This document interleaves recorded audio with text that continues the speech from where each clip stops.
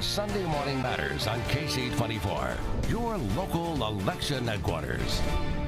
When he campaigned in Fresno more than a year ago, Gavin Newsom told me that he thinks the Central Valley is being ignored. In a visit back to the Valley this week, he said he's working to change that. You know, the days of Sacramento driving by or past the Central Valley are over. And I know we pay a lot of lip service to that, and I know people in my position always say this, governors come and go, but there's a scent and sentiment that I think is very real, that we don't do justice to the needs of the Central Valley. And so at my State of the State yesterday, I made a concerted effort to call that out and to express my desire to be part of the change and focus with different intentionality on economic development and supporting mayors up and down the valley. And back to our panel now. KC24 political analyst Jim Veros, the co-host of the Two Guys Talking Fresno podcast, Craig Sharton, and Fresno Bee reporter Tim Sheehan. Gentlemen, thanks for being here. We appreciate it. It sure feels a little different. The fact that the first two bills of his tenure as governor signed here in the Valley, speaking here in the Valley with mayors of the Valley a day after, talking so much about the Valley with really glowing terms, Tim. Right, very much so.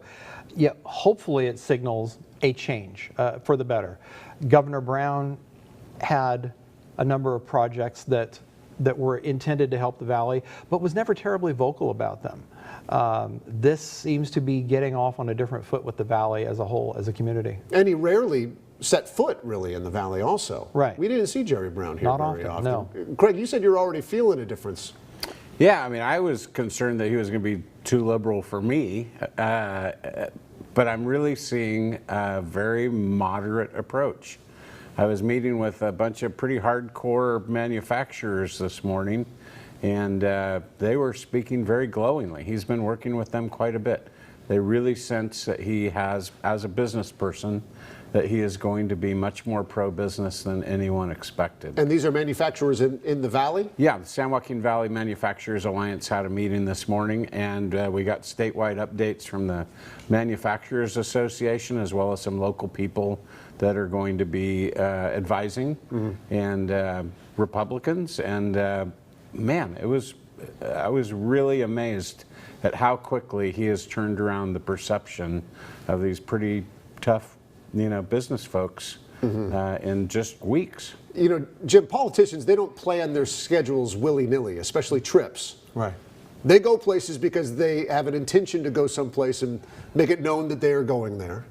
What's Gavin Newsom saying right now when he's starting off so heavily with so much time spent talking and being in the Valley? Well, I think it's something that we talked about right after Gavin got into office, was something that he noticed during the primaries, was that Antonio came here and was getting endorsements and getting funding from typically moderate to conservative organizations, especially from ag. And I think it signaled to the Democratic Party up in Sacramento, hey, wait, there are industries in the Valley that aren't as staunch conservative as we think, or maybe the demographics are changing in the Valley where we can go in there and actually start doing some bipartisan work.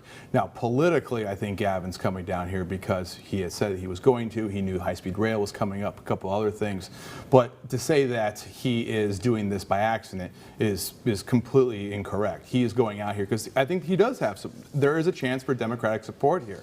I mean, I know when Antonio was running in the primary, he was getting money from the Citrus League and a whole bunch of other organizations that typically donated money to Republican causes. Of course, there was also the question at the time, it's like, well, are they donating to Antonio in order to keep Gavin Newsom out of that top two?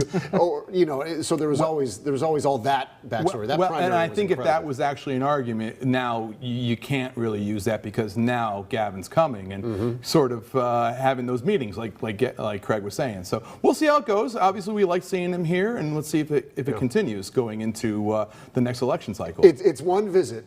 We don't want to seem, to use the young kids' term, thirsty. Right. Where, oh my goodness, he came once. We're so excited. Right. Almost twice now. I mean, he was here. Well, true. Yeah. I mean, he's been here the past couple of weeks a couple times. Well, so he really loves us. But a lot of the issues that he focused on in his State of the Union or State of the State address are very crucial issues here in the Valley. The poverty issue, the economic development, housing, all of those are not particular to any part of the state, but they are maybe more acutely felt here in the Valley than they are in other parts of the state. Absolutely. And his economic development guy is from Turlock, so He's actually following through, and we need people in those kinds of positions. We'll keep an eye on it. We'll see Yeah. how much we keep here in the Valley pop up here and there. I want to turn my attention to something that we first touched on last week, where we saw the results of a City of Fresno audit into the books of the nonprofit agency operating Granite Park.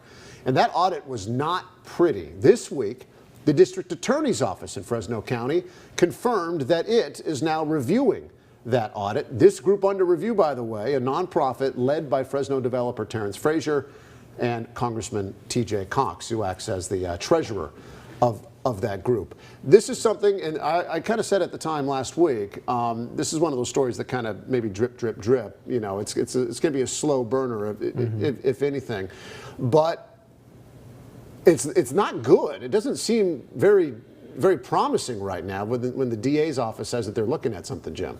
No, and obviously without digging into a lot of the facts of the report, I would just say politically, locally, you know, it has been quite hostile since November between groups here in Fresno. And if I was advising the mayor, who's been under attack by the S&P folks, I would then start using this as an example of, hey, this is why we need to work together, because public-private partnerships may not be in the best interest of the city if this is how things are going to be handled.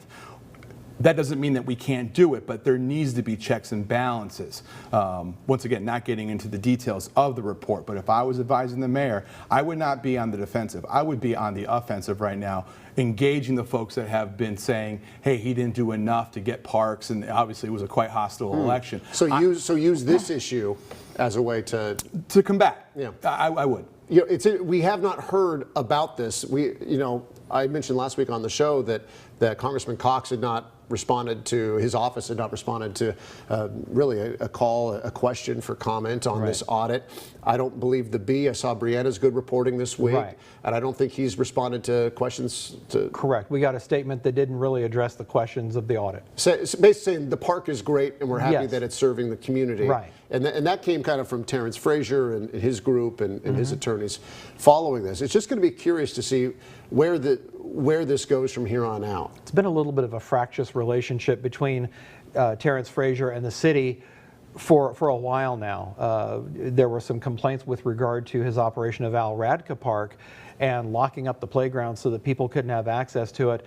The city took umbrage at that and essentially canceled its agreement with Terrence over that. That was sort of a precursor to all this stuff with Granite Park and whether or not the partnership was living up to its obligations under the lease agreement. Yeah, and all this really came about because it just doesn't sound like the city was all that trusting of what was going on. When Terrence Frazier came forth and asked for an extra $150,000 per year for Granite Park, as a former city council member, Craig, do you remember these types of agreements, these types of, when you're going into business with people? Of course. So, the city had a problem with Granite Park, and it wasn't going away. I mean, they just kept getting the snot beat out of them over and over and over. And it would still be a huge problem as well if this agreement was denied. So then you have a guy like Terrence, who's like big-hearted, super creative, helps hundreds of kids, but he's not a cross your T, dot your I, bureaucrat kind of guy. He's a problem solver, and he's going to be creative.